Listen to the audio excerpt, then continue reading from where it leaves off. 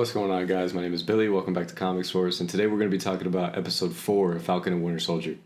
So we open up the episode with Bucky in his rehab in Wakanda, and we're watching his kind of final test to make sure that everything that they've been doing on his brain, removing the Winter Soldier brainwashing, has worked. And so far, this is probably my favorite scene in the show so far.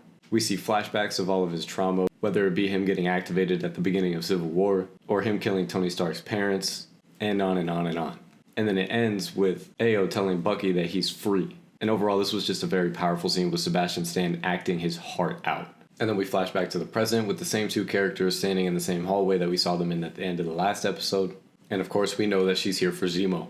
And then in this dialogue, we know that Bucky in his time in Wakanda learned Kosa. This is, of course, a real language that was adapted to be used in Wakandan, and it is native to South Africa. But Bucky goes back to their apartment, and Zemo brings up another point about supremacy and its relation to the Super Soldier program and Karli Morgenthau's goons. And he is right to a certain point, because he's trying to talk about the idea of super soldiers being superior in that they believe that they're superior to everybody else, which is the same thing that influences the supremacy that he's talking about with the Nazis, with Hydra, and everything else. But as much as it's directed towards Karli Morgenthau, this is also directed towards John Walker's transition in this episode. Because, as even Zemo gave up, Steve Rogers is the only person to not be corrupted by the serum. Yet John Walker was jealous of everybody else that had the serum before he did. He just wants to be superior to everybody else. But then the three of them go out to the Flag Smashers, not refugee, because they have no place to seek refuge from camp, which I really did like that line. It kind of just encapsulates everything that they're going through. And of course, Zemo's already scheming. As he says later in the episode, he's trying to maintain his leverage. He gets the little girl to tell him where the funeral is going to be without telling Bucky and Sam. But this is the ice that he's treading on, because of course Bucky gets heated. And Zemo's trying to play them to finesse his, as he says, mutual understanding at the end of all of this, meaning for him, freedom and not going back to prison. But he's not really in a position to pull this off right now.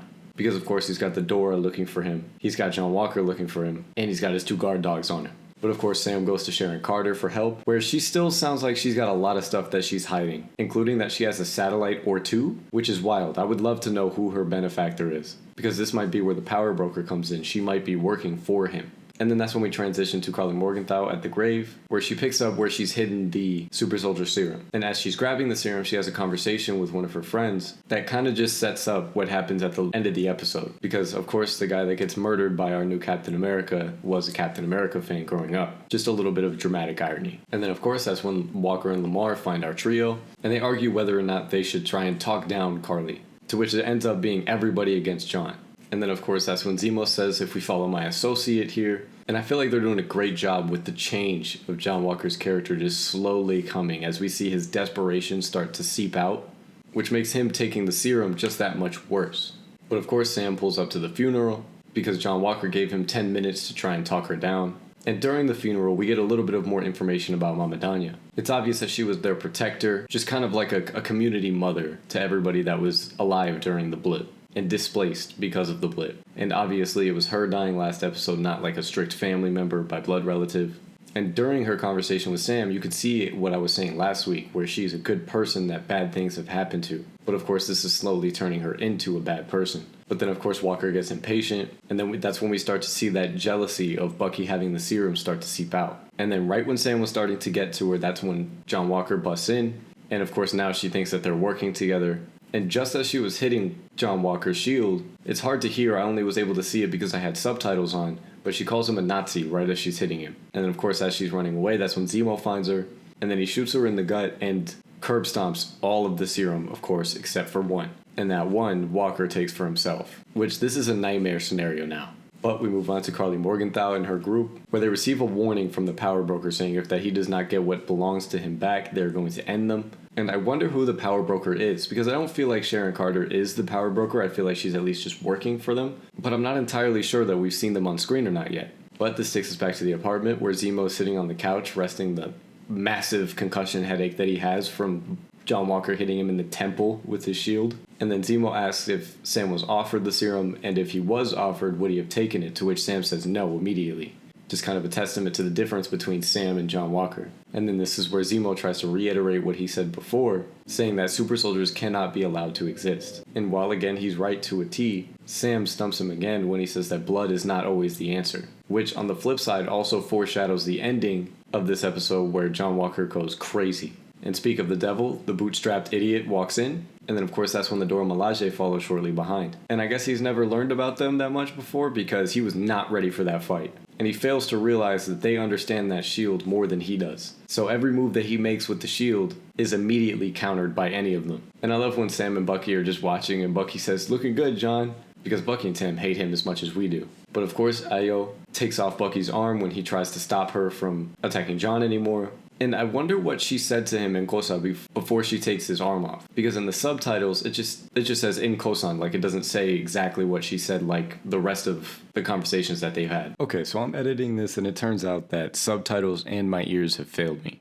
Since I've recorded this, I've learned that she actually said, "Bast damn you, James." And if you're not aware of who Bast is just the Wakandan's version of God. And then of course this beatdown demoralizes John Walker, as he says, they weren't even super soldiers. But still, it's the Dora Milaje. They're going to kick anybody's ass. But then, of course, Zemo escapes, which I do have an idea as to where he's going to be. I'm going to go off of that a little bit later. And then we get a scene of John and Lamar drinking coffee. Basically, this whole scene is about John trying to get silent approval from Lamar to be able to take the serum. And that's exactly what Lamar gives him. But I wonder if we're going to be able to see exactly how he got those medals of honor, because he said 3 badges of excellence to make sure I never forget the worst day of my life. And it sounds kind of similar to the mission from the Netflix Daredevil and Punisher series, where the Punisher went and cleared out an entire LZ by himself, and then later in the Punisher series we got a flashback to that same mission, and it was just the most traumatizing thing in the world for him. So I wonder if we're going to be able to go back to that mission with him and Lamar. And then of course Sarah gets a phone call from Carly, and this is just trying to threaten her and scare Sam, trying to figure out exactly who Sam is. And then we get a great line from Sarah, which is, "My world doesn't matter to America, so why should I care about his mascot?" Which is just an absolutely golden line that highlights what's going on today in America. And then Sam immediately pulls up to Carly with Bucky on hand, where she said that her next goal was actually to try and get Sam to join her in the Flag Smashers rather than try and be opposing figures. But then of course Walker ruins everything again, and he busts in clearly confident like he's got the serum already. And then of course we get that shot of him throwing the shield, clearly much stronger than he used to be. And then of course Sam recognizes right away. He says, "What did you do?" And then John Walker says, "What's with all the knives?" Which kind of takes me back to Captain America the First Avenger, when Howard Stark said this to Captain America. Although, Hydra's not going to attack you with a pocket knife.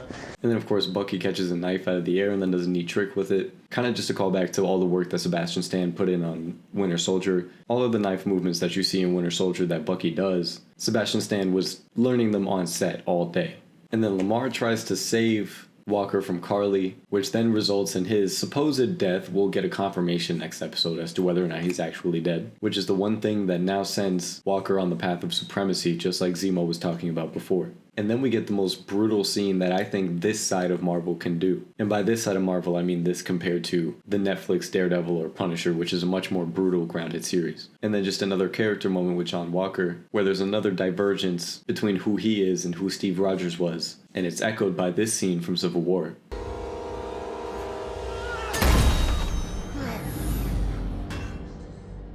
And you can see, of course, Steve Rogers stopped himself. But I'm really excited for the next episode. I'm assuming that the warehouse shot that I picked out from a TV spot last week is going to be one of the opening shots of the next episode. And my prediction is that this is where we're going to get that interaction between Bucky and Zemo at the memorial. That's where I'm assuming that Zemo went when he pulled an El Chapo. But I am loving this series, guys, so far. Let me know what you guys thought in the comments down below. Like and subscribe if you enjoyed this video. And I'll see you all next week. Peace.